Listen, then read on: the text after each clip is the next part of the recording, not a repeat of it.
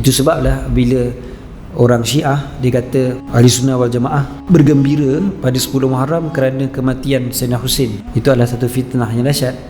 Dan sebab dia kata sebab kita tak sedih macam dia orang. Kan? Jadi sebenarnya kita gembira tu bukan sebab Sayyidina Husin tu, kita gembira tu sebab Nabi Musa alaihissalam.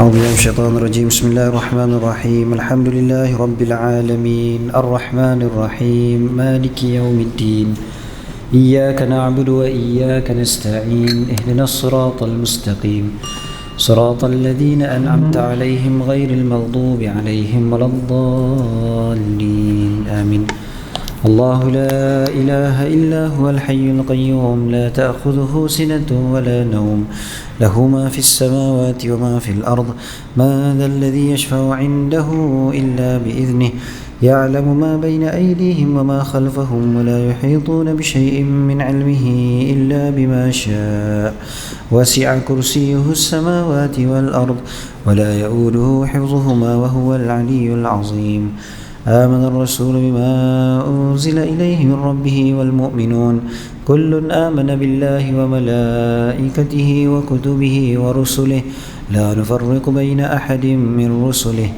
قالوا سمعنا وأطعنا غفرانك ربنا وإليك المصير لا يكلف الله نفسا إلا وسعها لها ما كسبت وعليها ما اكتسبت ربنا لا تؤاخذنا إن نسينا أو أخطأنا ربنا ولا تحمل علينا إصرا كما حملته على الذين من قبلنا ربنا ولا تحملنا ما لا طاقة لنا به واعف عنا واغفر لنا وارحمنا أنت مولانا فانصرنا على القوم الكافرين آمين لا إله إلا الله وحده لا شريك له له الملك وله الحمد يحيي ويميت وهو على كل شيء قدير لا إله إلا الله وحده لا شريك له له الملك وله الحمد يحيي ويميت وهو على كل شيء قدير لا إله إلا الله وحده لا شريك له له الملك وله الحمد يحيي ويميت وهو على كل شيء قدير سبحان الله والحمد لله ولا إله إلا الله والله أكبر سبحان الله والحمد لله ولا إله إلا الله والله أكبر سبحان الله والحمد لله ولا إله إلا الله والله أكبر سبحان الله بحمده سبحان الله العظيم سبحان الله بحمده سبحان الله العظيم سبحان الله بحمده سبحان الله العظيم ربنا اغفر لنا وتب علينا إنك أنت التواب الرحيم ربنا اغفر لنا وتب علينا إنك أنت التواب الرحيم ربنا اغفر لنا وتب علينا إنك أنت التواب الرحيم اللهم صل على محمد اللهم صل عليه وسلم اللهم صل على محمد اللهم صل عليه وسلم اللهم صل على محمد اللهم صل عليه وسلم أعوذ بكلمات الله التامات من شر ما خلق أعوذ بكلمات الله التامات من شر ما خلق أعوذ بكلمات الله التامات من شر ما خلق بسم الله الذي لا يضر مع اسمه شيء في الأرض ولا في السماء وهو السميع العليم بسم الله الذي لا يضر مع اسمه شيء في الأرض ولا في السماء وهو السميع العليم بسم الله الذي لا يضر مع اسمه شيء في الأرض ولا في السماء وهو السميع العليم رضينا بالله ربا وبالإسلام دينا وبمحمد نبيا رضينا بالله ربا وبالإسلام دينا وبمحمد نبيا رضينا بالله ربا وبالإسلام دينا وبمحمد نبيا بسم الله والحمد لله والخير والشر مشيئة الله بسم الله والحمد لله والخير والشر مشيئة الله بسم الله والحمد لله والخير والشر مشيئة الله آمنا بالله واليوم الآخر تبنا إلى الله باطنا وظاهر آمنا بالله واليوم الآخر تبنا إلى الله باطنا وظاهر آمنا بالله واليوم الآخر تبنا إلى الله باطنا وظاهر يا ربنا واعف عنا ومحو الذي كان منا يا ربنا واعف عنا ومحو الذي كان منا يا ربنا واعف عنا ومحو الذي كان منا يا ذا الجلال والإكرام متنا على دين الإسلام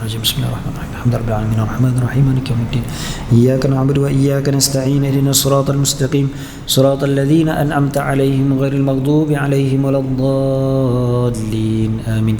الفاتحة لأرواح جميع سادتنا الصوفية أينما كانوا مشارق الأرض إلى مغاربها أن الله يعلي درجاتهم في الجنة وينفعنا وبركاتهم وأسرارهم وأنوارهم ونفحاتهم في الدين والدنيا والآخرة.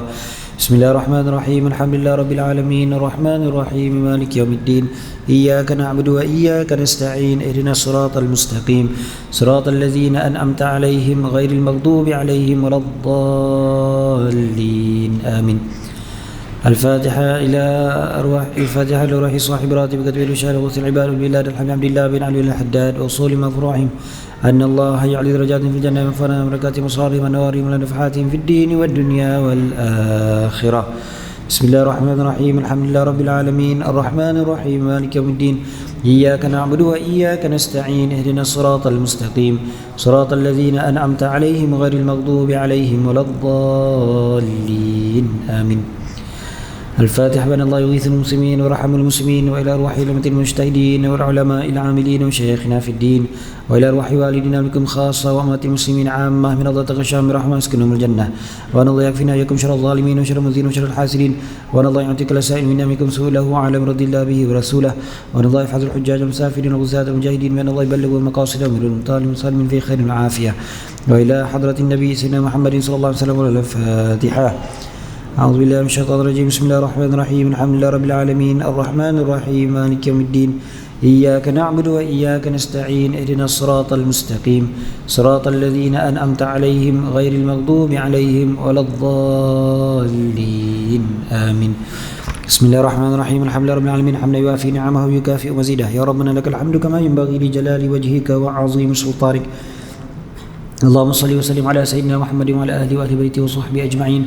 اللهم إنا نسألك بحق الفاتحة المعظمة وسبع المثاني والقرآن العظيم أن تعاملنا يا مولانا ما عاملت إليه وأن تحفظنا في أدياننا وأبداننا وأنفسنا وأموالنا وأهلنا وأصحابنا وأحبابنا من كل محنة فتنة بؤس وضير إنك ولي كل خير وتفضل من كل خير وطيل كل خير يا أرحم الراحمين.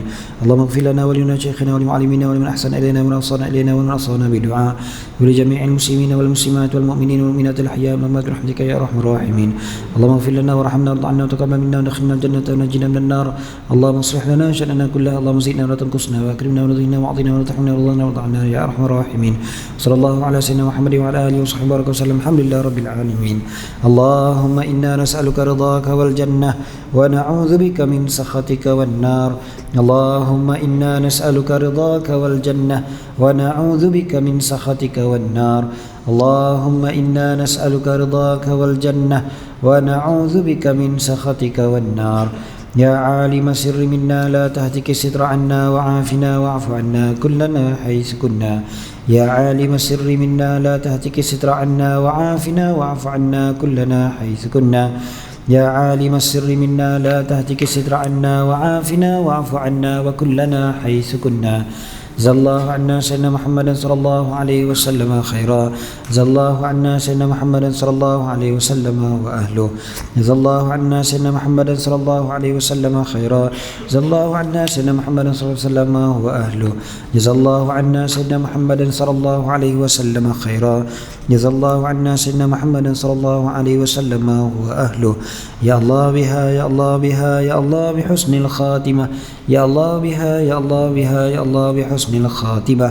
يا الله بها يا الله بها يا الله بحسن الخاتمة عند الموت والقبول إلى حضرة الرسول سيدنا محمد صلى الله عليه وسلم. الفاتحة.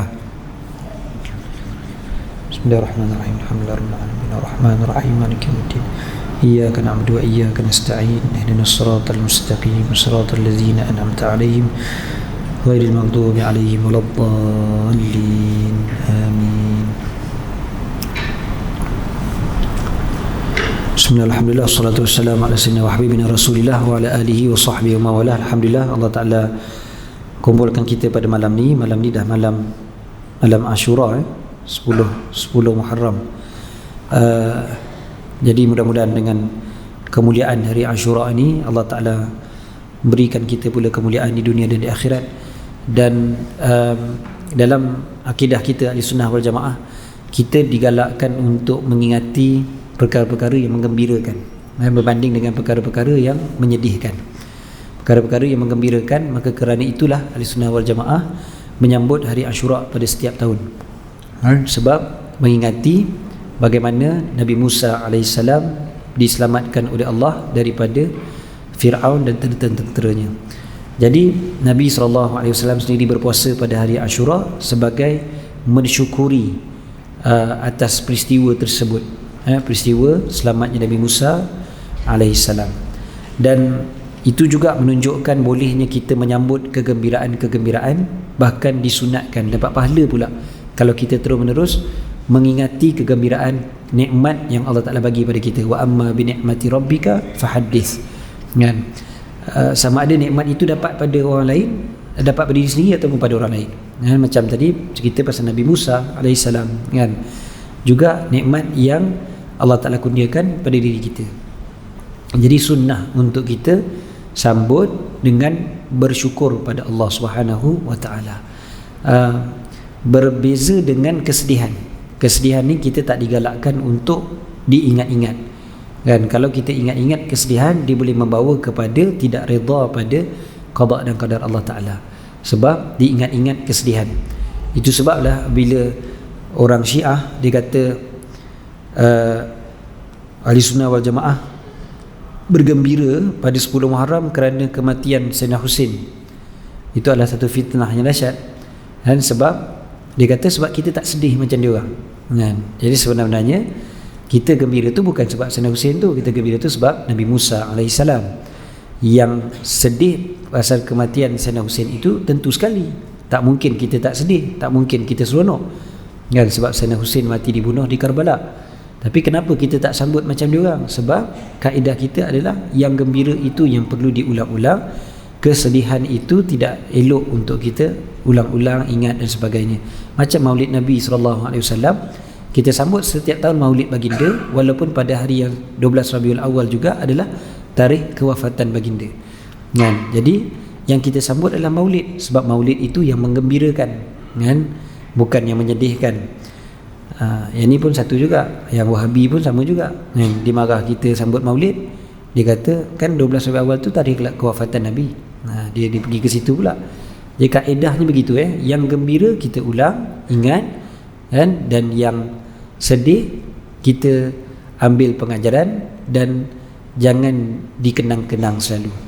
Okey, kita terus pergi kepada tajuk yang baru pada malam ni, insya-Allah, fasal yang ke-12. Qala musannif rahimahullah, asbabut tayammum salatha.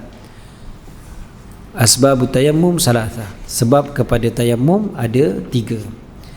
Faqdul ma'i wal maradu wal ihtiyaju ilaihi li'atshi hayawanin muhtaram. Okey. Sebab yang menyebabkan tayammum ada 3, yang membolehkan tayammum ada 3. Dan kita boleh ringkaskan kepada 2 sebenarnya. Yang pertama tiada air, yang kedua sakit, yang disebutkan sini, yang ketiga adalah keperluan ataupun hajat kepadanya bagi meminumkan sesuatu benda yang hidup yang haram dibunuhnya, yang dimuliakan ataupun dihormati dalam masyarakat muhtaram. Okey, kenapa saya kata boleh sebut, boleh gabungkan jadi 2? Sebab sebenarnya biasa je para ulama sebutkan sebab tayammum ni 2, satu tiada air, satu lagi sakit. Yang ketiga tu termasuk dekat yang pertama, iaitu tiada air. Maknanya bila kita perlukan air itu untuk bagi minum kepada sesuatu yang dihormati, maka ibaratnya tak ada air lah, kan? Maknanya macam tu lah, maknanya dipanggil tiada air ini sama ada hissan ataupun syara'an. Sama ada tiada air itu secara fizikal memang tak ada, ataupun air itu ada tetapi tidak ada dari segi syarak. Sebab apa yang dipanggil sebagai tidak ada dari segi syarak? Air itu ada tapi diperlukan untuk bagi minum kepada sesuatu yang dihormati, kan? Benda hidup yang dihormati. Ataupun air itu ada, cumanya dia dijual dengan harga yang lebih daripada harga biasa, kan? Maknanya dari segi hukumnya kita tak ada air juga. Air ada tapi dijual dengan harga yang lebih mahal daripada harga biasa, walaupun kita ada duit, kan? Contoh air botol mineral macam ni, Katalah harga biasa dia RM1, RM1 lebih, kan? Sekali dijual dengan harga RM5. Kita ada RM5, boleh je kita beli. Tapi kalau kita tak nak beli, kita boleh tayamum. Sebab apa kita tak nak beli? Sebab harga dia mahal. Kenapa dimahalkan? Mungkin sebab tak ada air, kan? Waktu tak ada air, dia pun ambil kesempatan naikkan harga. Jadi ketika itu kita boleh pilih untuk tidak beli air ni, kita boleh tayamum. Itu juga dikira sebagai air itu tak ada, dikira sebagai ketiadaan air. Okey. Ataupun air itu ada, tapi jarak antara dia dengan air itu mungkin ada halangan seperti binatang buas, kan? Kita pergi berkemah dekat hutan, air yang kita bawa habis, kita nak pergi ke sungai, tapi tepi sungai ada harimau contohnya. Jadi air itu ada sebenarnya dari segi fizikal, tapi kita tak boleh nak ambil. Maka air itu hukum dia faqdul ma' juga, seolah-olah tiada air juga, kan? Ataupun air itu ada, tapi kita tak boleh nak ambil. Contohnya air dalam telaga, tapi kita tak ada gayung, tak ada tali untuk ambil, kan? Jadi hukum dia tak ada jugalah kiranya, kan? Jadi yang dipanggil sebagai tiada air inilah dia, tiada air maksudnya sama ada dari segi fizikal ataupun dari segi syarak.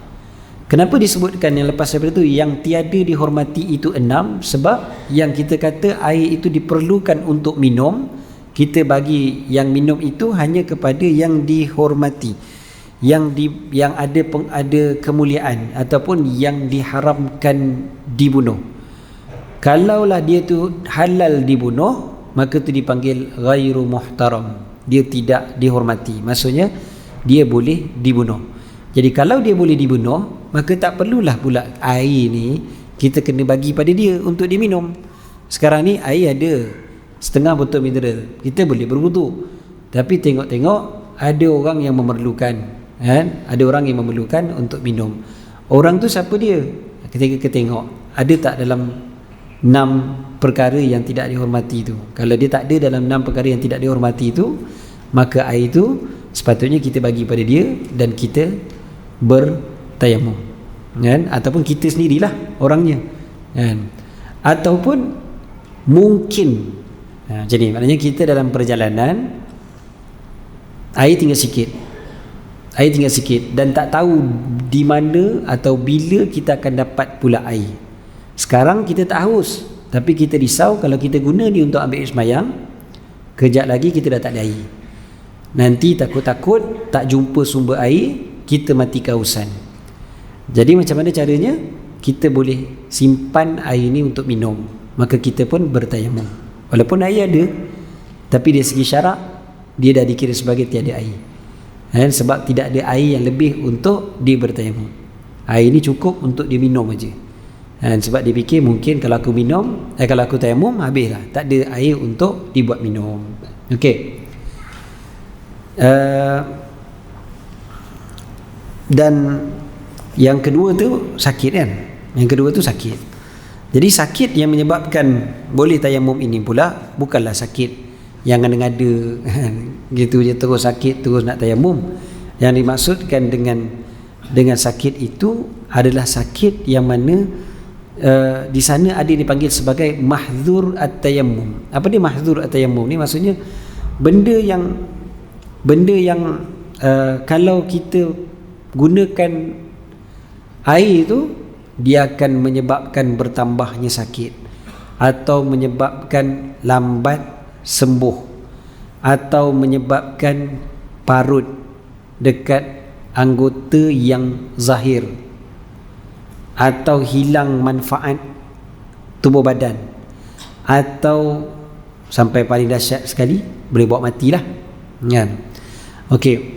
Jadi yang kita sebutkan tadi, tambah sakit, lambat sembuh, yang itu sama ada berdasarkan pada pengalaman ataupun doktor bagi tahu. Mungkin doktor bagi tahu, mungkin juga pengalaman kita sendiri ataupun pengalaman orang lain, kan? Yang kita percaya dia bagi tahu, kata ni jangan kena air, kalau kena air ni lambat sembuh contohnya, kan?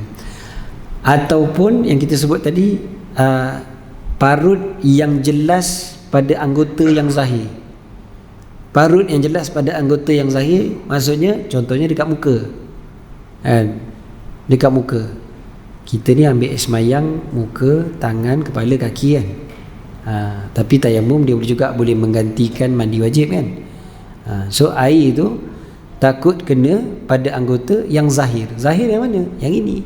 Ataupun dekat tangan yang zahir, yang biasa kita buka, kan? Dekat tangan. Tapi katakanlah luka tu dekat belakang badan, lepas tu kalau kena air nanti dia akan jadi parut, tapi belakang badan ni tak dipanggil sebagai anggota yang zahir, jadi tak bolehlah tayamum, hanya semata-mata kerana sebab takut parut dekat belakang, kan? Jadi itu tak dikira. Tapi kalau takut parut tu di muka, kan, nanti orang nampak ni ini gangster mana pula ni, kan? Parut sini, parut sini dan sebagainya, ataupun tangan, maka dia boleh tayamum untuk menggantikan wuduk dia ataupun mandi wajib dia. Okey, itu dipanggil sakit. Itu dipanggil sakit yang menyebabkan tayamum, asbabut tayamum, sebab kepada tayamum. Dan bila kita kata air tak ada tu, air tak ada dia sejauh mana? Tu biasa juga orang tanya soalan. Katalah dekat rumah kita tak ada air, kan? Kita buka-buka paip tak ada air, boleh tak kita pergi terus tayamum?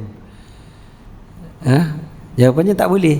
Kita wajib untuk cari dulu, cari air dulu. Cari air ni pula dia kita kena tengok macam ni.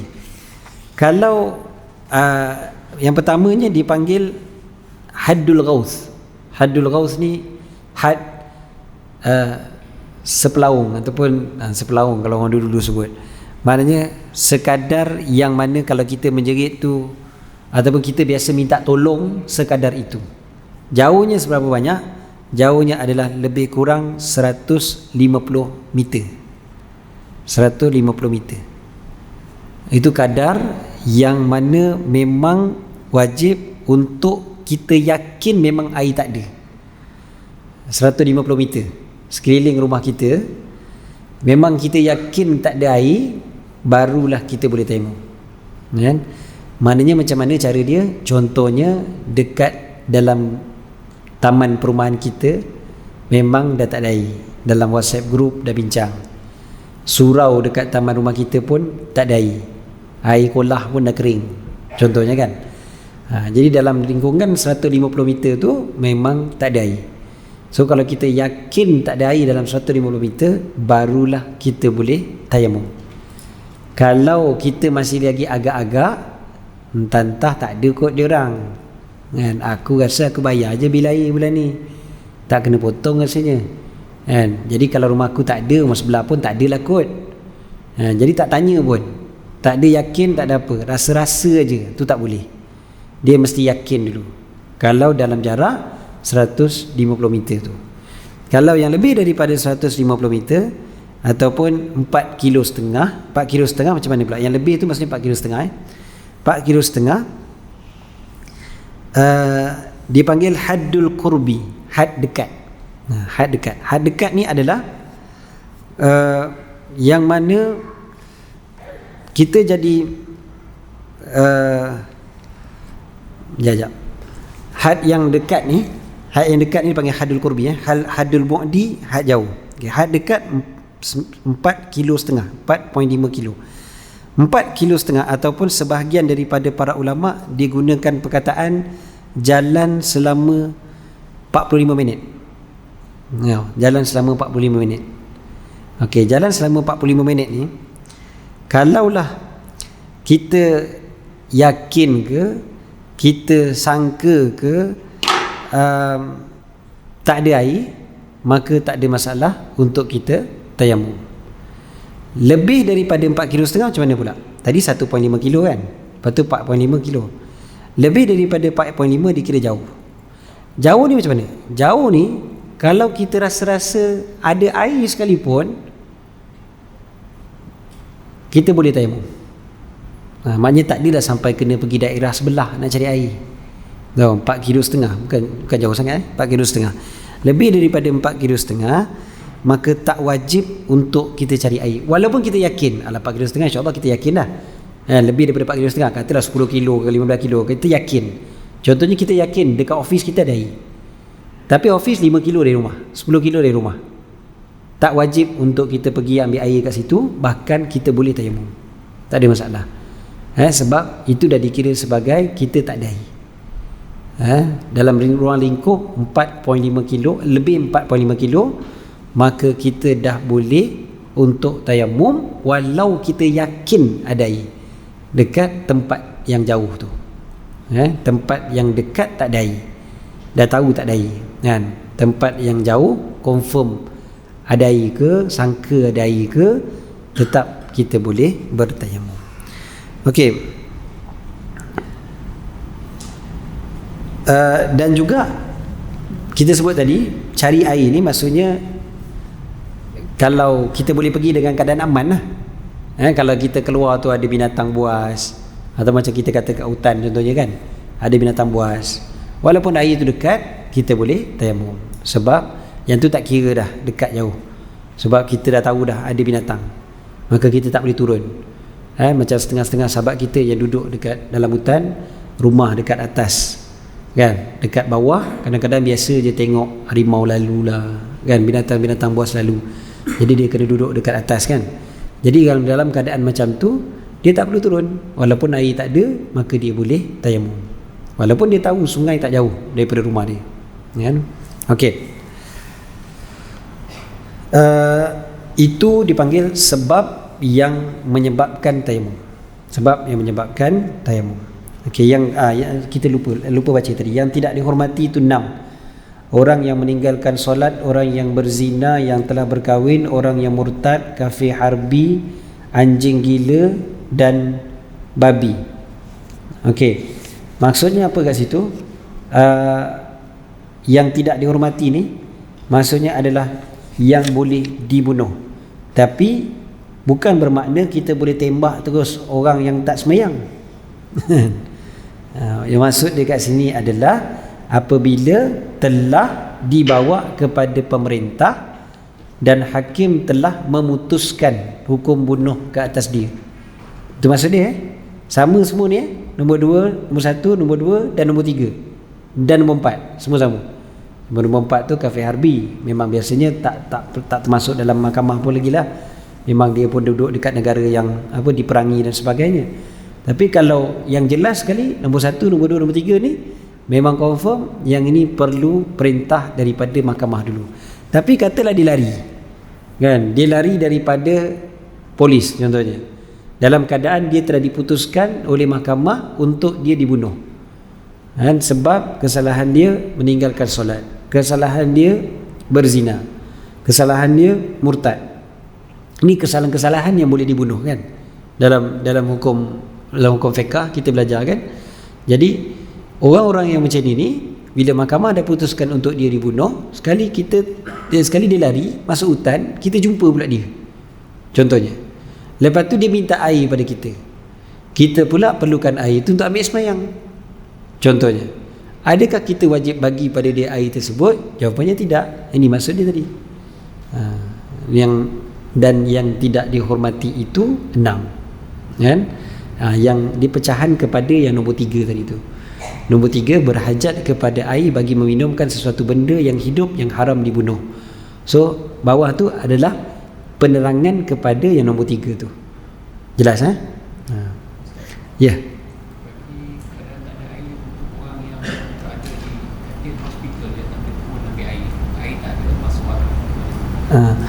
Dia tengok dulu, kalau dia ada cara untuk pergi ambil air dengan meminta, maka dia kena minta dulu. Tu kita kata tadi, had meminta tadi, dia boleh minta. So kalau dia boleh minta, dia kena minta dulu, minta tolong orang ambilkan air. Kalau ada nurse, minta tolong nurse untuk ambilkan air kan, dia ambil air semayang daripada katil. Tapi kata kalau tak ada orang yang boleh bantu dia, dan mudarat kalau dia pergi ke toilet, mungkin kerana sakit dia tak larat nak turun, ataupun memang kalau dia turun akan menyebabkan pening kepala apa semua, dia boleh jatuh, boleh menambahkan lagi sakit dia, dan dia boleh ambil hukum ni, hukum tayamum. Tapi syarat dia kena minta tolong dulu.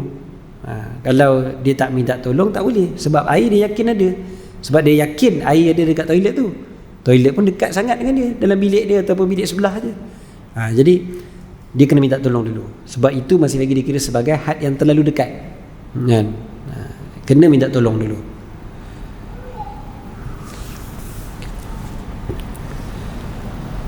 Okey, seterusnya. Okey, itu bab sakit. Kita dia bab tayamum ni dalam kitab ni pun dia tak bincang panjang sangat sebenarnya. Tapi kata kalau satu orang yang memang wuduk pun tak boleh, tayamum pun tak boleh. Wuduk tak boleh, tayamum pun tak boleh, tu yang dipanggil sebagai faqidut tahurain. Orang yang tiada dua jenis perkara yang menyucikan, iaitu air dan tanah. Kan, maknanya nak wuduk pun tak boleh, nak tayamum pun tak boleh. Sama ada tak ada tu kita sebut tadi kan, tak ada ni sama ada secara fizikal tak ada, ataupun dari segi syarak dikira tak ada. Jadi air dan juga tanah. Jadi kalau macam tu, maka dia semayang hormat waktu. Itu yang dipanggil sebagai semayang hormat waktu, semayang faqidut tahurain. Contoh macam mana? Orang duduk dalam kenderaan, dalam kereta, duduk dalam traffic jam, nak turun tak boleh. Contohnya, tak sangka-sangka tiba-tiba ada traffic jam. Kalau sangka tu cerita lain. Kalau sangka sepatutnya dia kena berhenti dulu, kan, cari tempat semayang dulu. Tapi katalah tak sangka, duduk dalam traffic jam, jadi nak berhenti tak boleh, nak turun tak boleh, nak ambil tanah, nak tayamum kat luar tak boleh, dia tak ada wuduk. Maka ketika itu solat dia dipanggil solat faqidut tahurain. Solat orang yang tidak ada wuduk, tidak ada tayamum. Maka apa yang dia boleh buat ketika itu, solat dia dipanggil hormat waktu. Nanti bila dia sampai, dia qada lah semula, kan? Itu dia wajib qada, kan? Semayang faqidut tahurain. Hatta kalau dia ada semayang sekalipun, kalau dalam kereta tu dia tak boleh nak menghadap kiblat, dia tetap juga solat dia hormat waktu juga dipanggil. Tetapi nantilah tu kita bincang dalam bab syarat solat. Ni kita cerita sikit bab tayamum. Jadi kalau tak boleh nak tayamum, ataupun contohnya luka dia tu dekat tempat tayamum, kan, dia nak basuh pun tak boleh, nak tayamum pun tak boleh. Dah ditutup semuanya, muka pun dah ditutup ataupun tangan dah ditutup, kan. Jadi ketika itu dipanggil sebagai orang yang faqidut tahurain, kan, orang yang tak boleh dengan dua-dua cara untuk bersuci. Dua-dua dia tak dapat. Solat hormat waktu, betul, dan qada semula.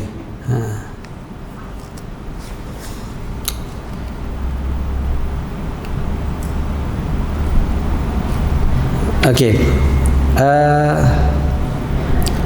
Ini kita sebut kalau macam tu, kalau dalam keadaan, kalau dekat dalam keadaan dia boleh buka, dia wajib buka.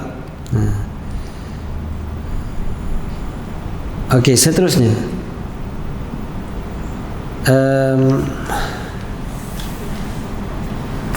Yang ke-13, syarat tayamum, syurutut tayamum. Kita baca dulu syarat tayamum. Syarat tayamum 10. Qal faslun syurutut tayamum 10. Syarat tayamum ada 10. Yang pertama, ayyakuna biturab, dengan debu, kan, dengan debu tanah, dengan debu tanah, turab, turab. Jadi bila sebut turab, maksudnya debu tanah. Jadi kalau kita panggil debu tanah, tak kira lah tanah tu warna apa sekalipun, yang pentingnya tanah. Okey. Kalau dia dah, maknanya dia bukan tanah, tak boleh.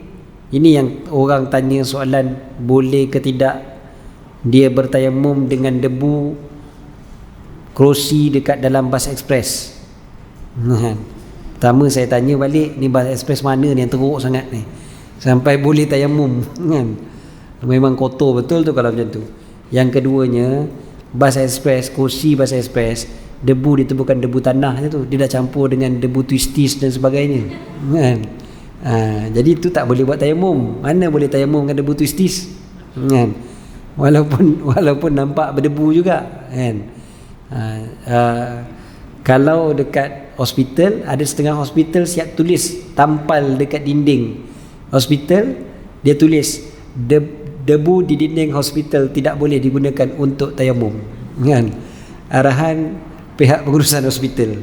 Saya pernah baca ni, kan? Mula-mula saya pun pelik. Saya kata, pandai pengurusan hospital ni ambil hukum fiqh, Dia kata bukan hukum fiqh ni ustaz, ni hukum perubatan. Kata, sebab dia kata kalau orang suka sangat tepuk dekat debu hospital, dekat dinding hospital ni banyak kuman, dia kata. Jadi pesakit tu pula tambah sakit kejap lagi. Kan? Jadi rupanya hukum perubatan, tapi betul dari segi hukum fiqh pun tak betul juga kan, itu bukan debu tanah. Kan? Jadi kalau debu tanah boleh, tak ada masalah. Kalau bukan debu tanah tak boleh. Macam tu je, simple je. Rumah kita dekat tepi jalan besar, asap-asap kenderaan banyak, cermin rumah kita juga akan kotor, tapi bukan dengan debu tanah, dengan sebab asap kenderaan, kan? Jadi itu pun tak boleh buat tayamum, sebab dia tak dipanggil sebagai turab, kan? Yang dipanggil turab itu sahaja yang boleh, itu dipanggil debu tanah, kan? Okey, itu syarat yang pertama, ya.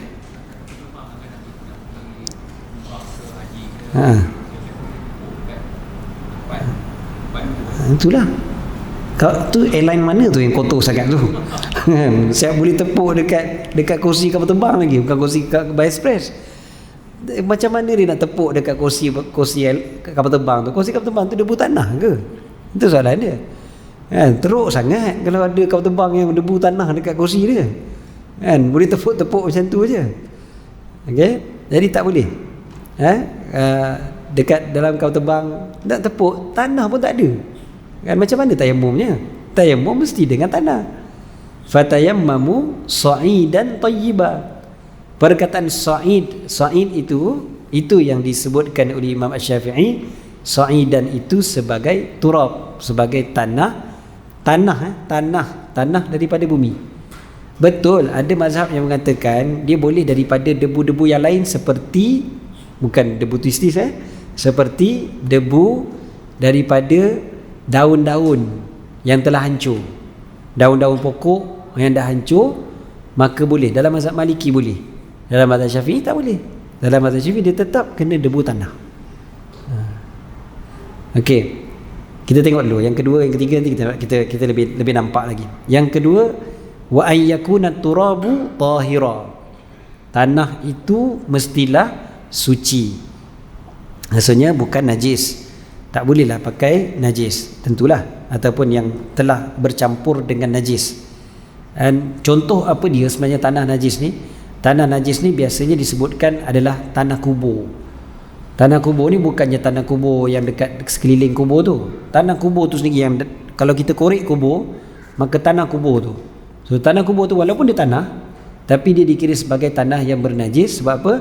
Dia dah bercampur dengan mayat, bercampur dengan mayat. Maka yang itu yang dikira sebagai tanah yang najis, bukan tanah kawasan perkuburan ataupun kubur masih kosong.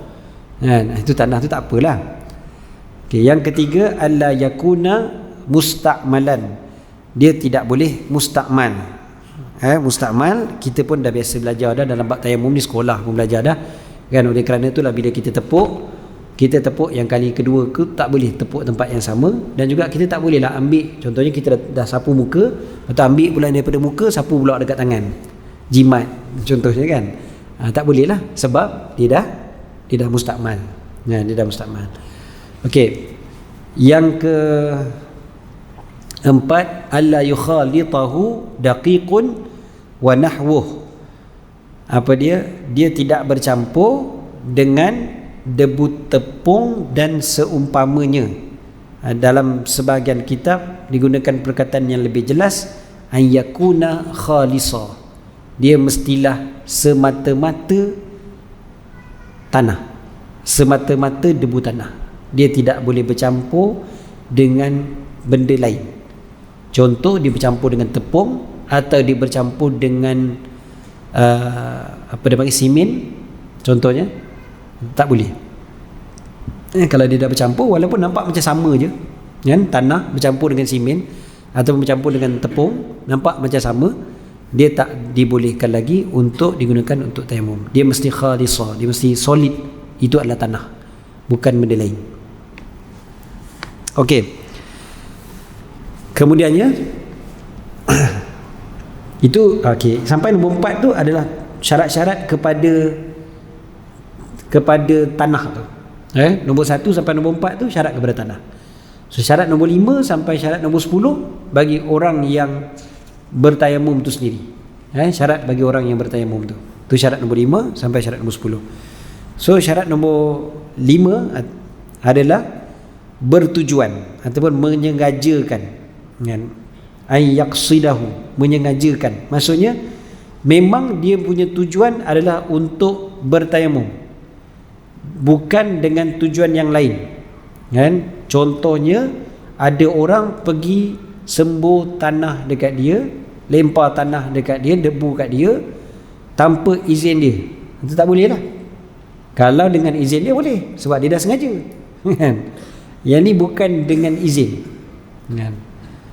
Maknanya tiba-tiba terkena, ataupun dia duduk dekat padang pasir, ada ribut pasir, dia tak ada tujuan untuk tayamum, kan? Dah terkena debu pasir tu banyak, baru teringat nak semayang, debu penuh dah muka ni, kira tayamum lah tu. Tak boleh, kan? Sebab dia tidak dibuat dengan sengaja. Dia benda tu secara tak sengaja, walaupun penuh debu satu badan, kan? Tak dikira sebagai tayamum. Tayamum mesti dengan sengaja. Macam wuduk jugalah, kan? Wuduk, mandi wajib, samalah. Dia tak boleh kita dah terjun dalam swimming pool secara tak sengaja, orang tolak kita keluar, kita kata tu kira mandi wajib lah tu. Tak boleh, kan? Sebab dia mesti dengan sengaja. Walaupun sekejap, contohnya dia dah terjun ke dalam, orang tolak dia, tapi bila dekat dalam dia niat, itu tak apalah, kan? Tayamum, dia punya perbuatan berpindahnya tanah itu kepada muka dia mestilah dengan sengaja. Dia minta orang, tak apa, tayamum boleh orang tolong buat, kan? Namanya dengan izin dia, mesti dengan izin, kan?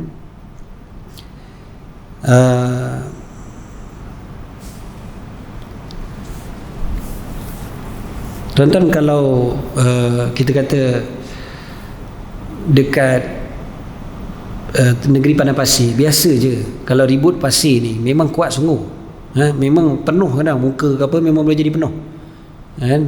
Kita punya rumah tu kalau kita tutup tingkap tu, tutup lah seketat-ketatnya pun debu akan masuk juga.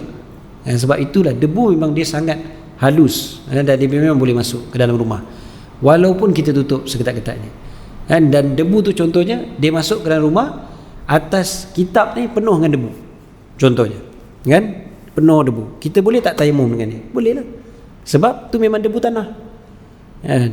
Walaupun atas kitab dia boleh. Bukan kata atas kitab, disebutkan dalam kitab hatta dekat atas muka orang lain, kan? Jadi dia berjalan berdua, kan? Tengok kawan dia penuh dengan debu, dia ambil kat muka kawan dia, pop, dia buat contoh kan, pop, boleh, kan? Tapi dengan syarat kawan dia tu tak membatalkan wuduk dia pula lah, kan? Maknanya bukan orang perempuan dengan orang lelaki, kan? Ada yang mahram, tak ada masalah lah. Okey. Seterusnya, yang ke-6, ayyam saha wajhahu wa yadayhi bidarbatain, sapu mukanya dan tangannya dengan 2 kali pukulan, dengan 2 kali pukulan. Kalau 1 kali sahaja, satu je ambil dengan muka pun dia nak sapu ni, tangan pun dia nak sapu sama juga, tak jadilah, kan? Sebab dia dah jadi mustamal.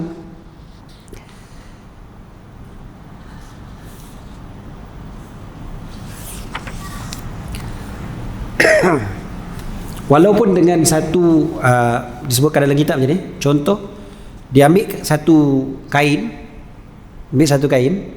kain tu diletakkan debu, lepas tu dia anukan ke muka dia, lepas tu dengan tangan dia serentak, kena semua sekali, dia kira satu, maka tu tak cukup, dia kena 2 kali juga, dia kena dengan 2 kali, syarat dia mesti dengan 2 kali. Okey, seterusnya yang ke-7, ayuzilan najasata awalan, menghilangkan najis terlebih dahulu, menghilangkan najis daripada badan, najis yang tidak dimaafkan, dan mesti bersihkan terlebih dahulu. Kalau mampulah, kalau mampu untuk dibersihkan, untuk disucikan. Di sisi Imam Ibn Hajar, kalau tak mampu untuk bersihkan, maka tayamum dia sah, tak perlu qada. Tapi di sisi Imam Ar-Ramli dia perlu qada sebab ada najis, walaupun tak mampu nak dibersihkan. Jadi ketika itu solat dia dikira solat faqidut tahurain juga, orang yang tidak dia suci dengan kedua-dua cara tu. Pasal wuduk pun tidak. Katakanlah sebab apa dia tak boleh? Sebab tak ada air, contohnya kan, tak ada air, jadi tak boleh bersihkan. Bila tak boleh bersihkan, maka dia tayamum. Di sisi Imam Ibn Hajar dia tak perlu qada.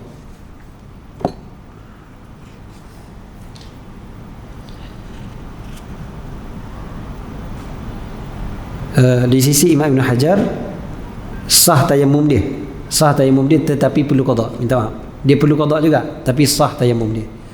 Di sisi Imam Ramli tayamum dia tidak sah, dia solat faqidut tahurain. Apa beza sebenarnya dua-dua ni? Dua-dua kata kena qada, tapi satu dipanggil solat itu solat yang sempurna, satu lagi dipanggil solat itu solat orang yang tidak ada wuduk dan juga tayamum. Okey. Seterusnya yang ke-8, ayyajtahida fil qiblati qablahu.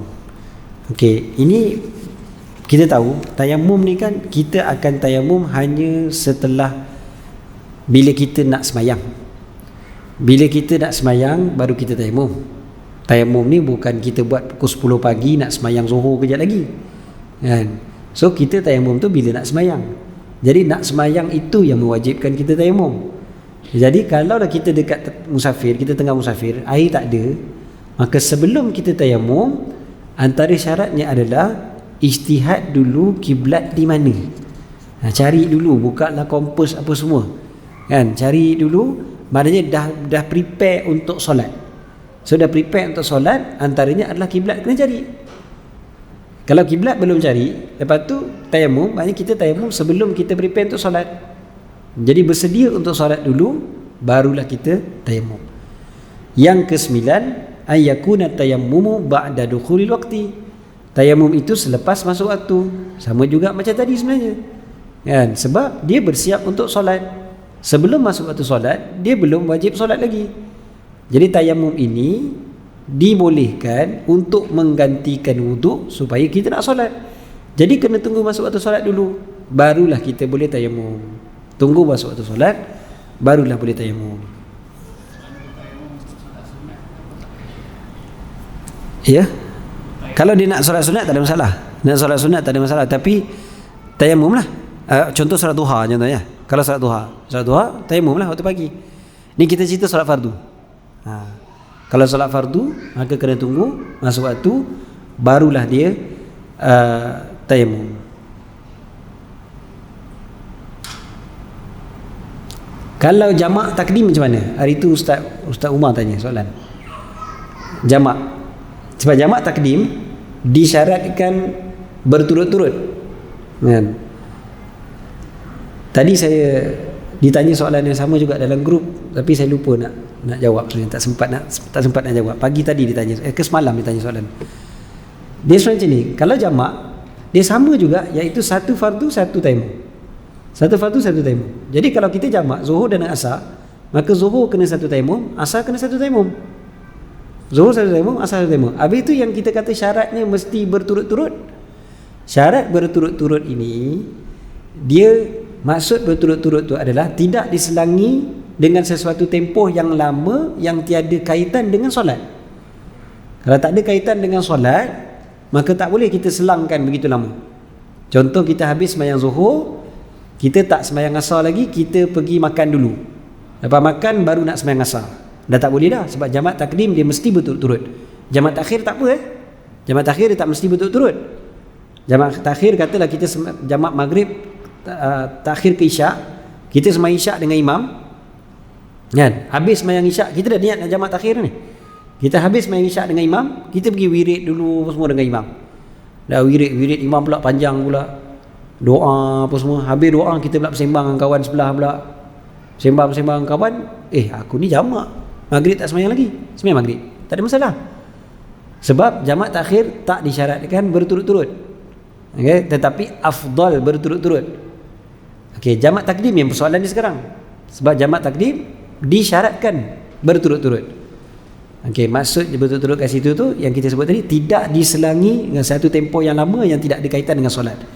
Tayamum ada kaitan dengan solat tu. Sebab kalau dia tak tayamum, solat dia tak sah. Jadi dia boleh pergi tayamum, lepas tu dia solat. Jadi tak ada masalah. Okey, itu maksudnya. Jadi orang yang begini dia boleh jamak, tak ada masalah, tapi dia mesti tayamum juga untuk solat yang berikutnya.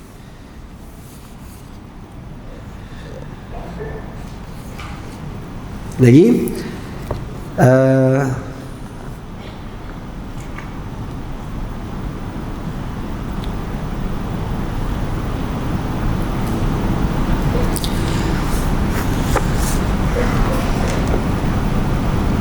seterusnya yang ke-10, wa ayyatayammama likulli fardin. Itulah tadi kan, tayammum untuk setiap solat fardu. Fardu kat sini maksudnya fardu ain. Kalau fardu kifayah tidak, maksudnya solat jenazah kan, solat jenazah. Jadi kalau solat jenazah dia boleh solat fardu, contohnya solat zuhur, lepas solat zuhur ada solat jenazah, dia tak perlu nak tayammum semula, dia boleh terus solat jenazah. Tapi kalau solat fardu ain, maknanya contohnya dia nak solat asar, macam jadilah jamak contohnya, ataupun masuk waktu yang berikutnya kan, dah nak masuk waktu asar, sembahyang asar pula, maka yang itu memang dia kena tayamum semula. Ataupun tayamum solat dengan tawaf yang fardu, tawaf yang fardu, solat yang fardu, tayamum yang fardu. So dua fardu kat situ. So kat situ pun dia kena tayamum lagi sekali. Okey. Kalau sembahyang sunat tak apa. Sembahyang sunat berapa ribu rakaat pun tak apa. Khutbah Jumaat pun tak apa. Walaupun khutbah Jumaat fardu juga, kan? Tetapi khutbah Jumaat tidak ada apa. Sebab apa? Sebab khutbah Jumaat juga hukumnya fardu kifayah. Fardu kifayah. Kita kata fardu ain. Fardu ain ya, memang kena dua tayamum untuk dua fardu ain. Tapi kalau satu fardu ain, satu lagi fardu kifayah, maka cukup dengan satu tayamum. Apatah lagi dengan yang sunat. Dengan sunat lagi lah, berapa ribu pun tak apa, satu tayamum. Kalau fardu kifayah, contohnya apa tadi? Khutbah fardu kifayah, bukan fardu ain. Kalau fardu ain, habislah semua sekali kena khutbah. Khutbah kan seorang je khutbahnya. Jadi fardu kifayah lah tu. Jadi itu tak ada masalah. Dia boleh tayamum satu je untuk khutbah, kemudiannya apa namanya ni, kecuali pandangan itu pandangan Imam Ramli ya. Tapi pandangan Imam Ibn Hajar ada berbeza sikit. Dia kena juga tayamum dua kali. So sebenarnya yang paling bagus sekali adalah bagi keluar daripada khilaf, imam tu tayamum juga dua kali. Itu yang paling bagus. Tetapi kalau dibuat juga satu tayamum, sah juga dalam mazhab Syafi'i. Okey. Seterusnya yang ke 10. Yang ke 10 dah lah. Selesailah. Yang seterusnya qal faslun furudu tayammum khamsah. Furud at-tayammum ini baru pergi kepada cara-cara tayammum itu sendiri, rukun-rukunnya. Yang pertama naqlut turab, perpindahan debu tanah. Perpindahan debu tanah itu sendiri hukumnya fardu. Kepada anggota yang nak disapu, anggota yang wajib disapu itulah ketika tayammum. Yang kedua niat yang kita sebutkan sebelum daripada ni pun, niat dia ketika awal anggota, maksudnya ketika sapu muka. Jadi bila disapu muka, dia mesti niat membolehkan solat, contohnya nak bagi boleh pegang mushaf, contohnya nak bagi boleh tawaf, contohnya. So dia mesti ada niat untuk membolehkan sesuatu yang fardu tadi tu. Dia tak boleh niat angkat hadas. Dia tak niat angkat hadas, tapi dia niat istibahah, dipanggil istibahatus solah dan sebagainya. Seterusnya, sebab tayammum ni dia membolehkan solat, kan? Nanti bila dah ada dia kena wuduk juga. Bila ada air dia kena wuduk juga, ataupun bila dah ada air dia kena mandi wajib juga, kan? Dia tak boleh kira aku dah tayammum dah, kira hadas besar dah terangkat lah. Tak. Bila dah ada air dia kena mandi juga. kan. Okay, seterusnya yang ketiga, mashul wajhi, sapu muka. Kita dah tahu sempadan muka tu macam mana. Cumanya beza dia adalah air wajib kita sampaikan ke dalam sampai ke kulit. Debu tidak. Jadi jangan pula ada yang belajar ambil debu tayamum tu, sapu tu ambil sikit lagi, sapu kening, sapu pula misai kan. Tu tak perlu kan. Jangan pula buat macam tu, sebab dia tak wajib untuk sampai ke celah-celah ataupun ke kulit yang ada tumbuhnya bulu. Dalam wuduk wajib kan, kecuali janggut yang tebal ataupun jambang yang tebal. Kalau tayamum tak wajib. Tapi kalau mampu, usahakanlah, sunnah. Okey, itu sunnah. Yang seterusnya, sapu dua tangan hingga dua siku. Okay, dua tangan hingga dua siku ini adalah pandangan dalam mazhab Syafi'i, ataupun itulah dia mazhab Syafi'i. Cuma itu adalah pandangan yang dipanggil mazhab jadid, pandangan qaul jadid dalam mazhab Syafi'i. Qaul qadim maksudnya pandangan lama dalam Imam Asy-Syafi'i sampai ke pergelangan tangan saja. Ini sampai siku kan? Sampai pergelangan tangan adalah qaul qadim dipanggil, pandangan lama Imam Syafi'i, dan pandangan ini dipilih oleh Al-Imam Nawawi. Imam Nawawi dalam mazhab Syafi'i memilih pandangan kata tayamum cuma sampai ke pergelangan tangan saja. Maknanya tak perlu sampai sini. Dah sapu muka, lepas tu sapu tangan, setakat tu je kan. Ini je cukup. Dia tak perlu sampai sini. Macam yang kita belajar gitu kan. Tak perlu. Sini je. Kan? Ini pandangan yang dipilih oleh Al-Imam Nawawi. Tapi pandangan yang paling kuat dalam mazhab Syafi'i adalah sampai sini. Sampai siku. Okey. Jadi kalau kita mampu untuk sampai ke siku, buatlah sampai ke siku. Kenapa nak ambil sampai sini je? Okey. Kecuali dalam keadaan macam mana, saya suka ambil fatwa Imam An-Nawawi ini dalam bila orang sakit, contohnya dekat sini yang bertutup, maka dia tayamum sampai sini saja, selesai. Dia tak perlu nak ulang balik dia punya solat dan sebagainya, sebab dia dah tayamum. Okey. Ataupun saya sendiri pernah buat sekali lah seumur hidup, saya pernah tayamum sampai sini je. Bila naik ke gunung Nabi Musa, Jabal Musa, naik ke Jabal Musa pakai baju berlapis-lapis, jaket berlapis-lapis. Waktu tu kita jaket murah je, student, bukan ada jaket mahal, berlapis-lapis pakai jaket. Lepas tu sejuk sangat-sangat, ke atas tu dah bawa air untuk berwuduk, sebab ke atas tak ada pipe, so kena bawa botol air. Dah panjat mendaki gunung tu sampai dekat atas, nak ambil semayang, konon-kononnya buka pipe, buka botol, tengok beku airnya. Air dah beku. So macam mana nak ambil semayang, air dah beku. Jadi kena tayamum. Bila nak tayamum pula, fikir pula macam mana aku nak buka aku punya jaket ni, kan? Sebab bukannya senang ni, kan? Dan dah kan ke hujung ni kan ketat kan. Kalau buka memudaratkan kesihatan, kan? Sakit kalau kita buka setengah sejuk macam tu. Jadi akhir sekali ambil pandangan Imam Nawawi, kata tayamum cuma sampai pergelangan tangan saja. Cukup lah.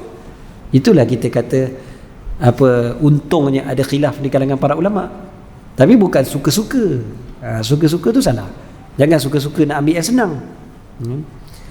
Okey, yang seterusnya, tertib, kan? Tertib antara dua sapuan. Maknanya muka kena sapu dulu baru tangan.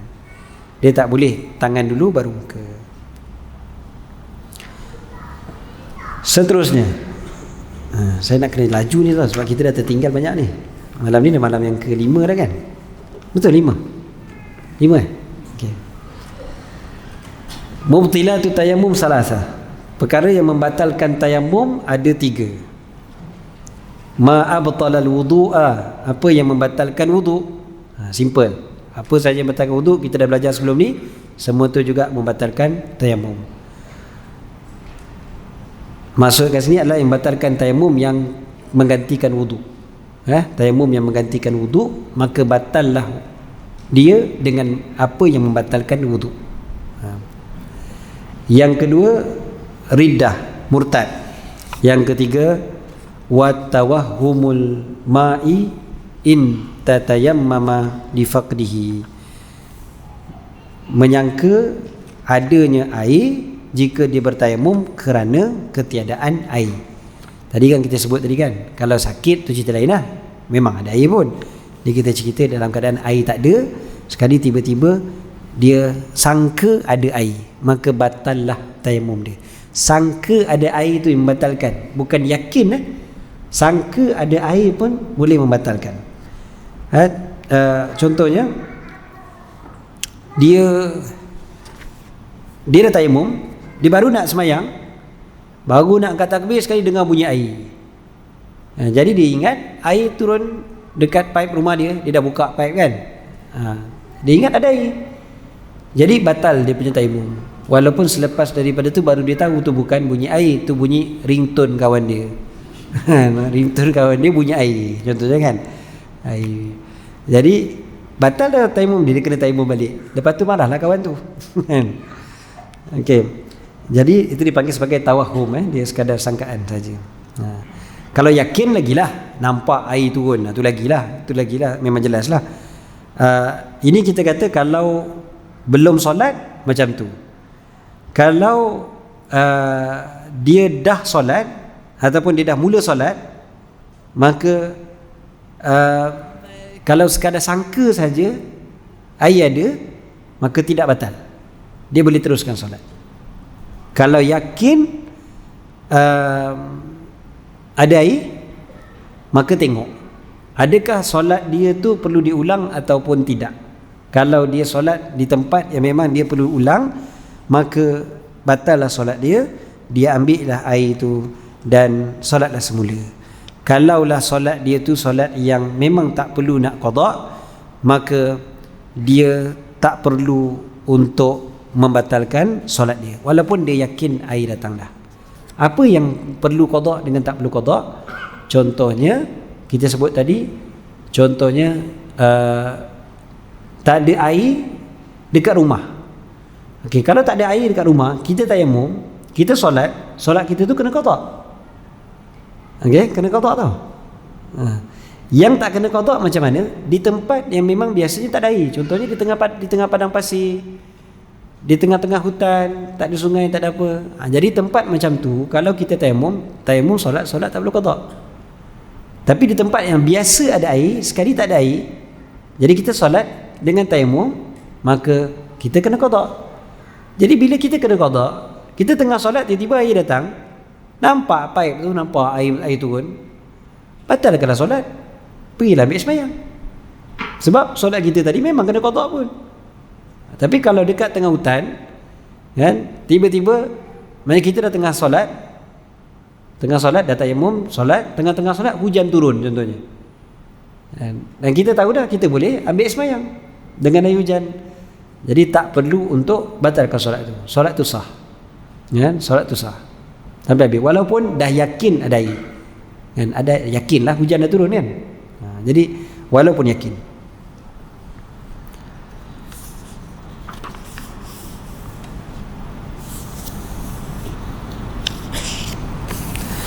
Lepas tu saya perlu sebut benda ni. Baru ni ada orang tanya, tapi berkaitan dengan orang perempuan yang baru suci daripada hadas besar, daripada haid. Dia dah suci daripada haid, tapi dia nak mandi wajib, air tak ada. Contohnya dia di tempat yang tidak ada air lah. Contohnya atas flight lah katakan, katalah atas flight. So dia nak mandi tak boleh, ada air tapi tak boleh mandi, kan? Tak dibenarkan mandi. Nak tayamum pun tak boleh, kan? Atas flight. Jadi macam mana cara dia? Solat huruf waktu.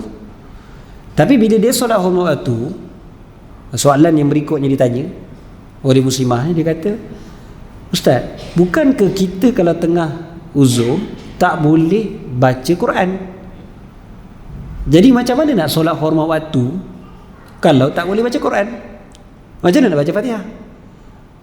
Jadi ni kita kata pengecualian bagi dia boleh baca Quran, baca Fatihah sahaja. Dia tak boleh baca surah. Jadi dia semayang pada waktu tu, dia semayang macam biasa kan, Allah Akbar, baca doa iftitah, tak apa, bukan Quran. So bila dia baca Fatihah, dia baca Fatihah sahaja, lepas tu dia rukuk. Jangan baca surah. Sebab Fatihah tu dia perlu baca, dia terpaksa baca. Jadi dia boleh baca hanya Fatihah. Itu pengecualian untuk dia.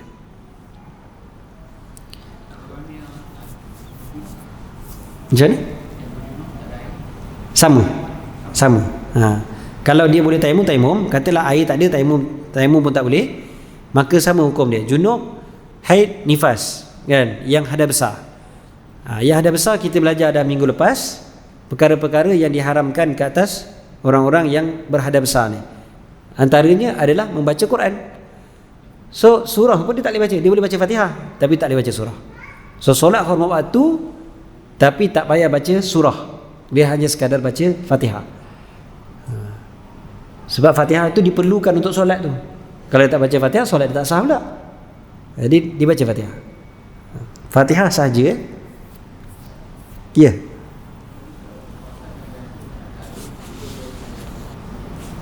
Ya, kalau dia bertayamum kerana tak ada air lah. Macam mana?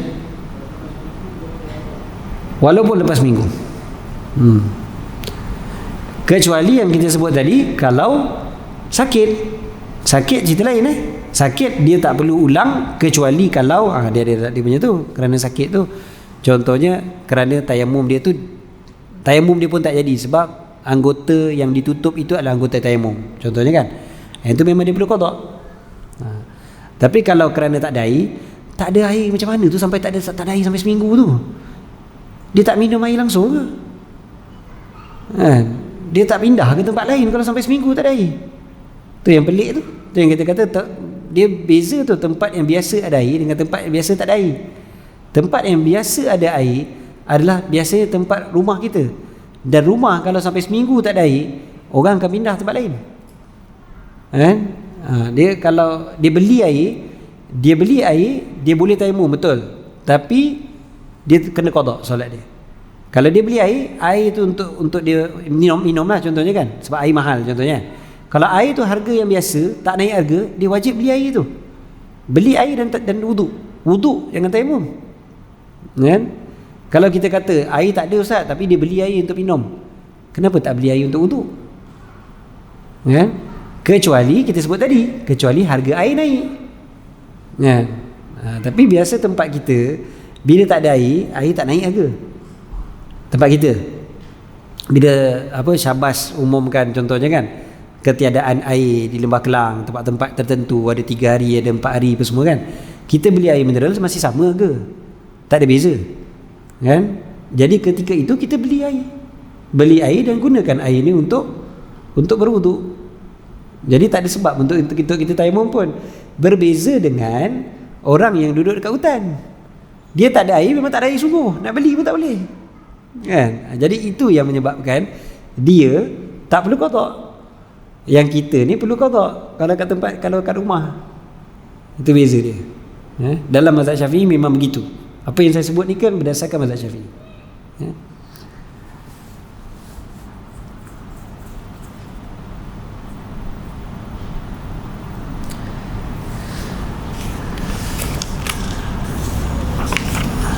Tapi kalau orang yang bermusafir tu, dia dah tayamum, lepas tu dia ambil semayang, dia tak ambil semayang lah, dia dah tayamum, dia semayang.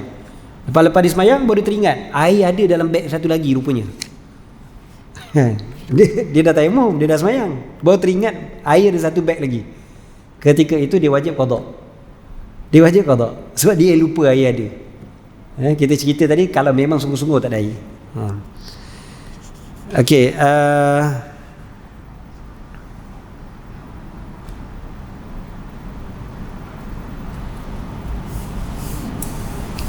kalau dia tayamum kerana sejuk sangat, air boleh pakai tapi sejuk sangat, so dia tayamum, yang itu dalam mazhab Syafi'i mengatakan dia wajib qada juga. Kalau kerana sejuk sangat. Dia beza dengan yang saya cerita tadi. Yang saya cerita tadi tu tak perlu qada. yang keadaan saya naik Gunung Sinai tu. Jangan cakap, ustaz buat tak payah qada bukannya tu. Memang tak payah qada sebab dia dah dikira tak ada air dan di tempat yang biasa tak ada air, iaitu di atas gunung. Memang biasanya tak ada air. Jadi tak ada air di tempat yang biasa tak ada air, maka boleh untuk bukan boleh solat, boleh solat tentulah, tak perlu qada. Tak perlu qada. Okey.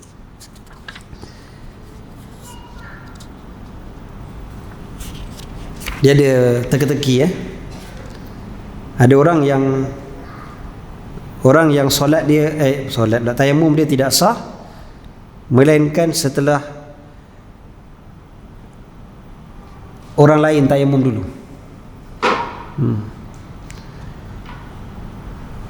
Ada tak?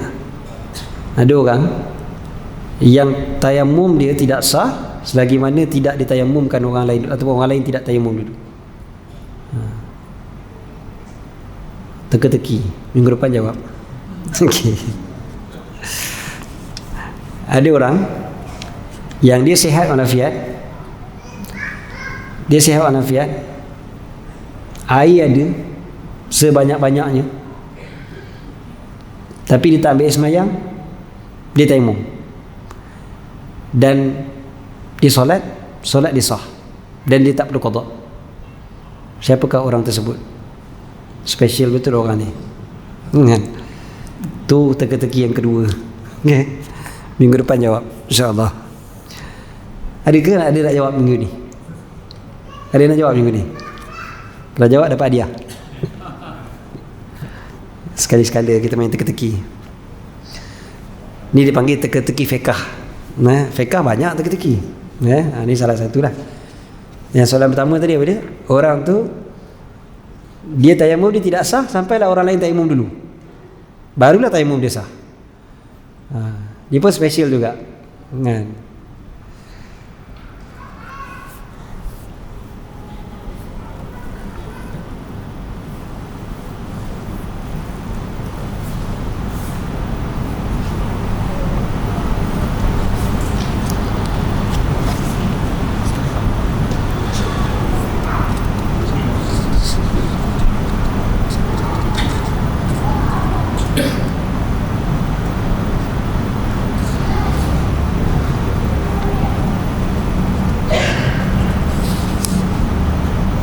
Nak teka-teki lagi. Teka-teki yang ketiga. Seorang bermusafir, dia musafir, kemudiannya dia berwudu, solat dia yang solat dia yang dia solat dengan berwudu, dia kena qada. Solat dia yang dia tayamum tak kena qada. Solat dia yang wudu kena qada. Solat dia yang tayamum tak kena qada. Ni macam mana pula ni? Tu teka-teki juga. Okey. Teka-teki malam hari, malam Asyura. So ada 3 soalan teka-teki. Okey. Minggu depan kita tengok siapa boleh jawab.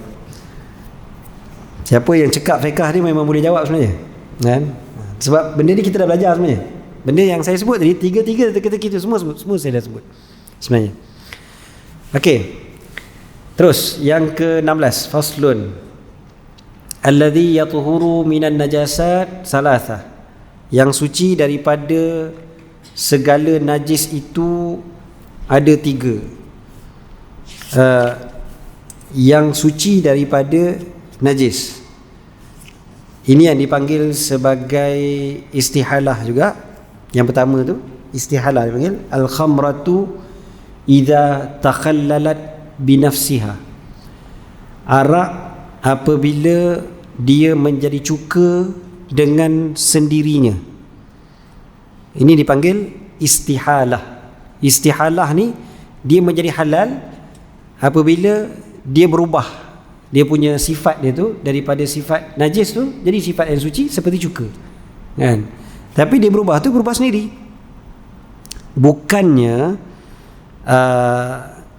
dicepatkan prosesnya.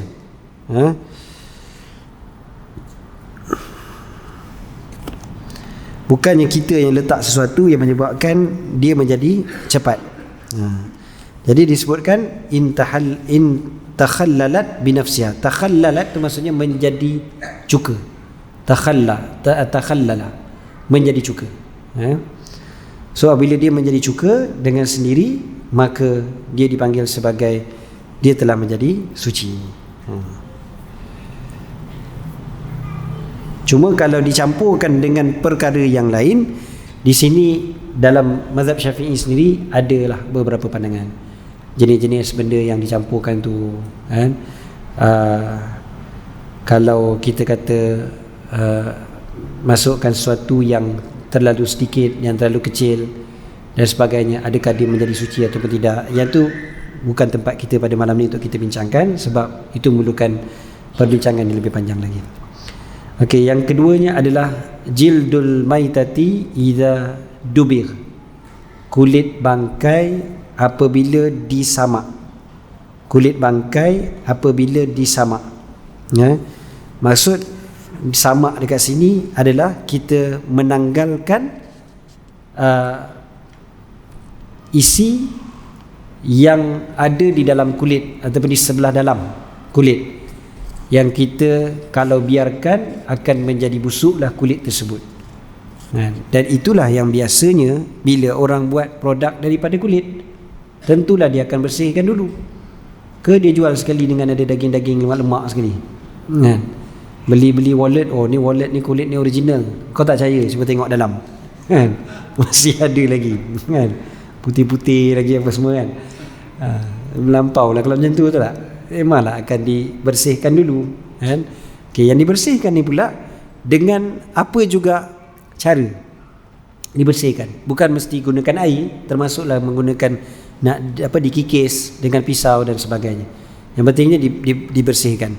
Dan kecuali kalau kecuali kulit babi dan anjing, itu memang tak boleh lah. Samak lah macam mana sekalipun, memang takkan boleh.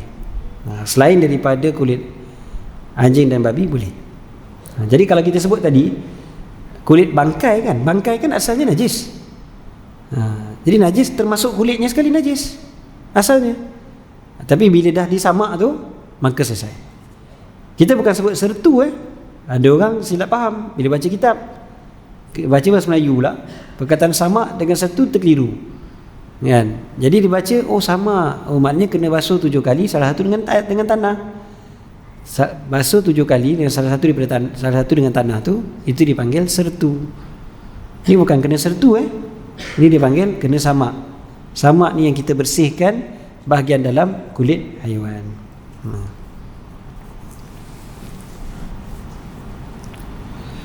Dia punya bulu dia macam mana pula? Bulu di atas kulit tadi tu. Kalau bulu di atas kulit itu, dia kalau kita sucikan belah dalam dia, maka bulu yang di sebelah luar tu itu pun juga menjadi suci di sisi Imam Ibn Hajar. Kalau bulu yang terlalu sedikit, itu memang Imam Ramli pun kata boleh, tak ada masalah.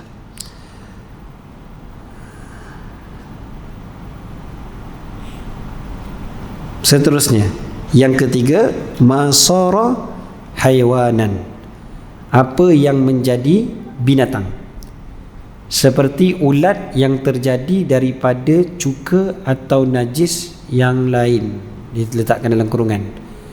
Seperti ulat yang terjadi kan, maknanya yang dah jadi binatang tu, itu juga dipanggil sebagai istihalah.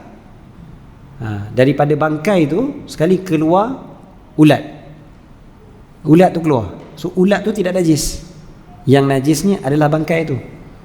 So ulat tu tak jadi najis. Dia tak najis. Ulat bukan najis kan. So buah tu tak perlu maknanya kita buang kalau ada ulat, sebab bukan kena najis pun kan. Sebab ulat tu sendiri dia tidak jadi najis. Jangan pula bila kata apa, kalau bukan najis boleh makan ke Ustaz? Ini bukan kita cerita boleh makan ke tidak, kita cerita najis ke tidak, kan? Cerita lain okay. Okey, seterusnya najis itu 3. Sempat ke kita ni? 10, 29. Okey.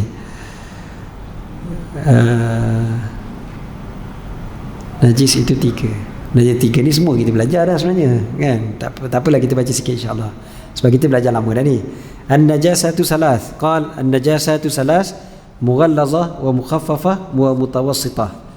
Mughallazah, al-mughallazatu najasatul kalbi wal khinziri wa far'i ahadihima.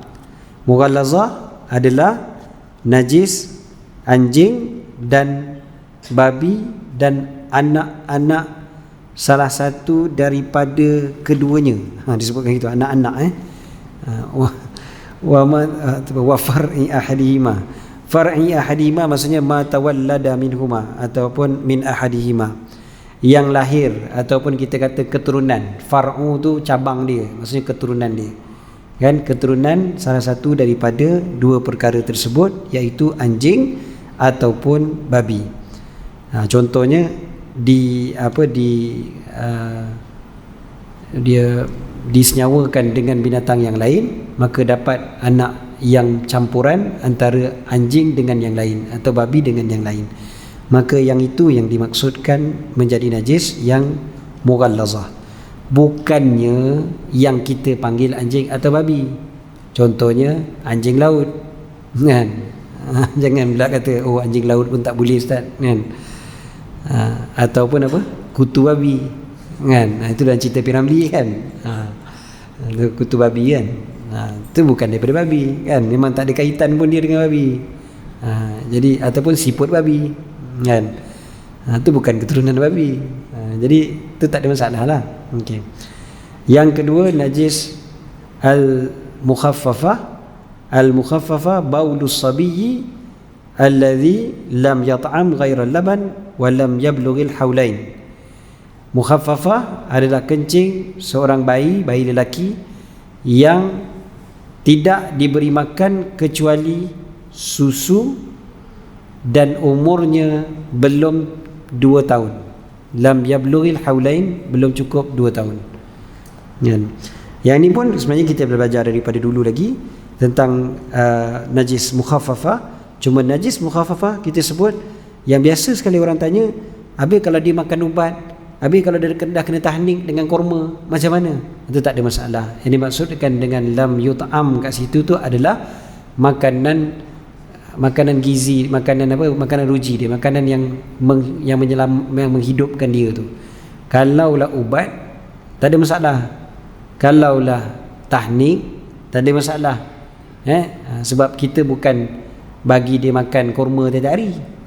Kalau kita bagi makan kurma tiap hari, dan dah tak boleh lah, dah tak panggil lah mukhaffafah, dia dah jadilah mutawassitah. Tapi kalau memang dia minum susu saja setiap hari, cuma ialah sekali-sekala bagi dia ubat, sekali-sekala ataupun dah bagi dia tahnik mula-mula dulu, yang tu tak ada masalah, kan? Sebab dia masih lagi dikira dia hanya minum susu ibu dia. Tapi susu ni maksudnya susu ibu ataupun maksudnya susu manusia lah. Jadi kalau dia dah bercampur, susu lembu semua memang bercampur, kan? Bila bercampur, sebab orang tak bagi susu lembu direct pada budak, kan? Jadi biasa bagi susu formula. Susu formula ni kan dah bercampur, so dia bukan susu sebenarnya, dia tak dipanggil sebagai susu. Okay, dia dah dikira sebagai mutawassitah, najis dia. Okay. Dan mutawassitah adalah sairun najasat, najis-najis yang lain, najis-najis yang lain selain daripada mughallazah dan mukhaffafah. Ini kita belajar daripada kecil lagi sebenarnya. Kemudiannya al-mughallazatu faslun, al-mughallazatu tatuhuru bi ghasliha sab'an ba'da izalati. Okey, ni panjang, ini minggu depan insya-Allah. Ya. Kalau kita baca yang ni takut sampai pukul 11 baru habis. Sebab cerita pasal najis ni dia panjang sebenarnya, walaupun kita nampak macam pendek je, kan? Tapi perbincangan dia sebenarnya perbincangan yang panjang. Cukup kita letak dulu jenis-jenis najis ada 3. So Tiga tu dulu kita letakkan, kita dah faham. Yang paling banyak sekali perbincangan sebenarnya adalah najis yang mutawasitah lah, sebab itulah yang paling selalu sekali dijumpai. Tapi najis mughallazah pun banyak juga soalannya, sebab nanti orang akan terjumpa juga sekali-sekali dan dia tak tahu nak buat macam mana kan. Jadi itu yang paling biasalah. InsyaAllah nanti kita akan bincangkan, sebab najis ni walaupun kita nampak macam simple, tapi kita kena tahu juga apa yang dikira sebagai najis, apa yang dikira sebagai najis yang dimaafkan kan. Dan bila kita sebut cara basuh tu, nanti kita kata aku dah basuh dah tapi masih lagi ada kesan, darah masih ada lagi, boleh ke tidak solat? Itu soalan-soalan paling biasa. Dan yang tu insyaAllah pada minggu depan kita akan bincang insyaAllah. Wallahu a'lam. Ada soalan? Yang saya sebut tadi tu jangan tanya pula. Itu minggu depan Yang tadi ada tak soalan? Kalau kita ada lagi yang tak faham ke, yang tak jelas ke, insyaAllah kita ya.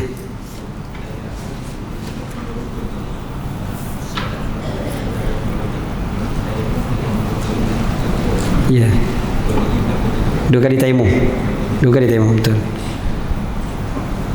Tawaf yang wajib bukan tawaf sunat. Sebab dia dua fardu dan dua-dua fardu ain. Okey. Ya.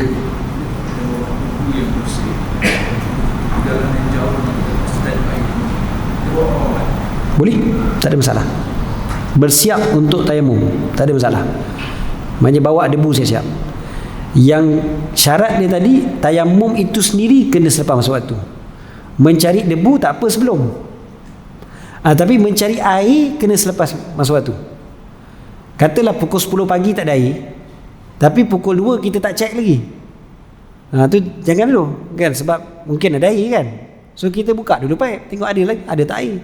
Ya, pukul 10 pagi tadi tak ada, tapi mungkin pukul 2 dah ada. Jadi pukul 2 kita cek dulu ada air ke tidak, baru kita tayamum. Jadi yang tu syarat dia mesti masa waktu. Tapi menyiapkan debu tu tak ada masalah. Siapkan debu, siap untuk 5 waktu solat terus. Contohnya dia dah pack yang siap-siap semua kan. Dia nak pergi tengah hutan, dia tahu tengah hutan ni susah nak dapat air contohnya, so dia prepare dulu debu kan. Dia dah fikir okay, aku pergi ni tempat ni memang payah ni nak dapat air, so dia dah prepare. Kenapa dia preparekan debu sedangkan dekat hutan ada tanah?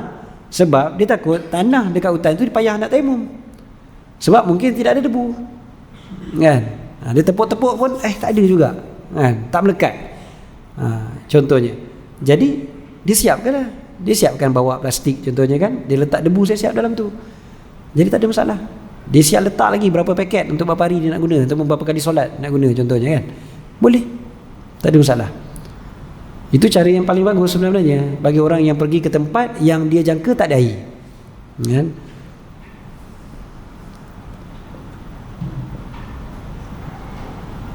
Dan debu tayamum ni sepatutnya tak payah beli pun tak apa, walaupun orang jual kat luar kan. Orang jual sebab banyak di kalangan kita ni dia rasa payah nak dapat tanah, sebab rumah dia rumah flat, nak ambil tanah dekat bawah dia tak berani, padahal boleh je. Tapi kata kalau dia nak ambil tanah tu pula, lepas tu dia kata nanti kan tak boleh tepuk. Kita kata kalau tak boleh tepuk, panaskanlah dulu. Kalau panas dia akan jadi dia punya lembapan dia dah hilang, bolehlah dia akan jadi debu. Bila jadi debu boleh tepuk kan. Tapi nak panaskan pun malas, kuali pun tak ada kat rumah Ustaz. Saya ni makan kedai mamak je tiap hari. Jadi akhir sekali belilah. Beli, silakan beli, tak ada masalah. Sebab orang berniaga kan dia pandai. Dia tahu ada orang yang susah, dia jual, untunglah. Dan dia memudahkan orang beribadat, tak ada masalah. Tapi kita kata tak payah beli pun tak apa, debu boleh dapat kat mana-mana kan.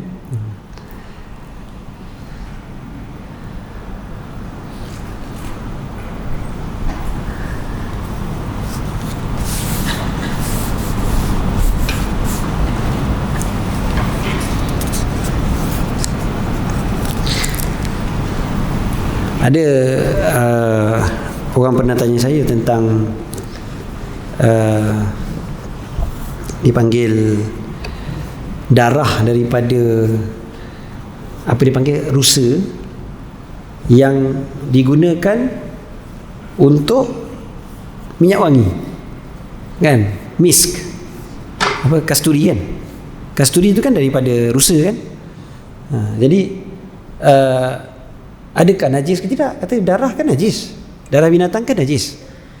Jadi kalau memang darah yang diletakkan memanglah najis, tapi misk ni dia telah berubah sifat daripada satu, apa nama dipanggil tu, satu organ ataupun darah yang dalam rusa tu yang dah berubah menjadi minyak wangi.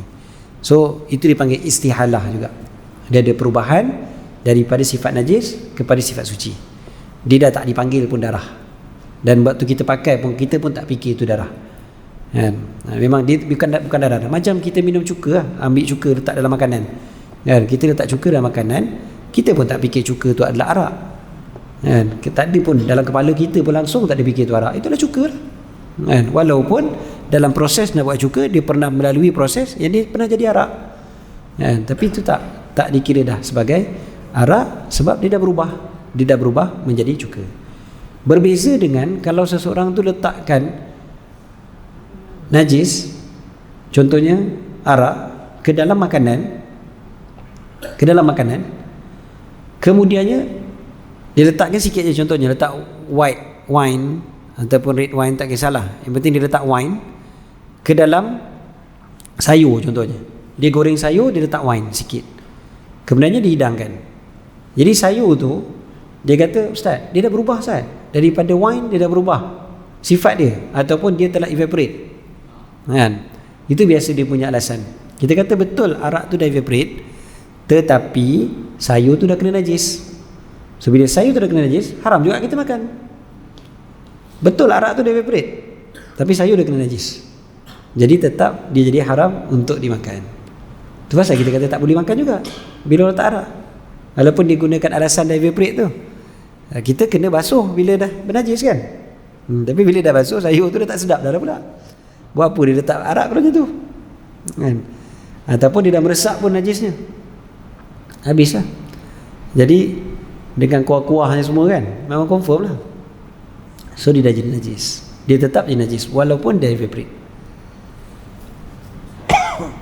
Ya. Yeah. Rice wine vinegar, dia vinegar tapi asalnya rice wine. Sama. Kalau dia tak kisah wine tu daripada apa, tapi bila dia dah tukar sifat, dia dah jadi vinegar, maka dia dah dipanggil istihalah. Istihalah, maka dia jadi halal. Walaupun asalnya daripada macam-macam jenis arak.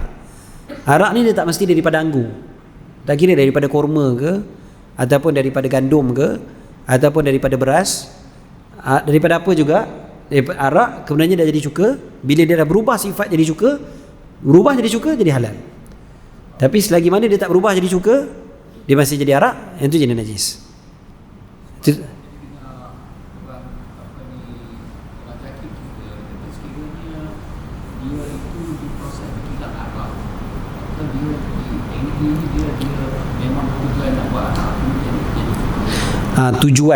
tujuan nak buat arak, tu cerita lain.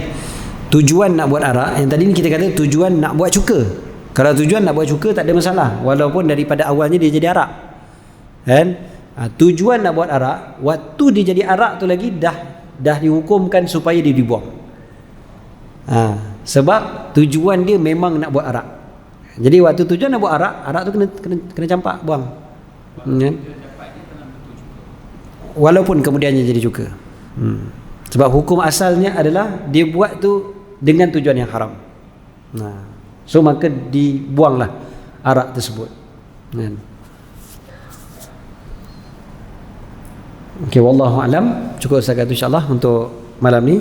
Sekali lagi kita sebutkan malam ni malam Ashura, besok Ashura. So manfaatkanlah sebaik-baiknya. Hari Ashura disunatkan untuk kita berpuasa, dan siapa yang tak puasa hari ini maka boleh puasa esok dan lusa kan, untuk membezakan dengan orang Yahudi. Kalau tak dapat juga puasa lusa, puasa besok saja pun boleh, tidaklah kita kata haram, boleh.